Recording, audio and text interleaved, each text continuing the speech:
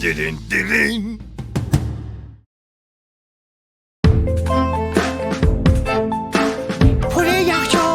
پر یخچال گوشت و رون و بال تازه و حلال، زندگی باحاله، همه چی ایدئاله.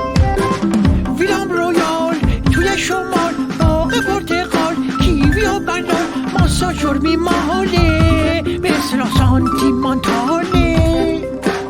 میرم هر سال به مونترال واسه عشق و حال، با اهل و عیال، حتی عمه خاله، دبی خط شده آشغاله.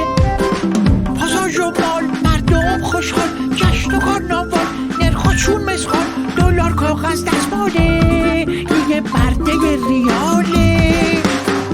یه چی بگم تو کف بمونید، باید بدونید خواب و خیاله.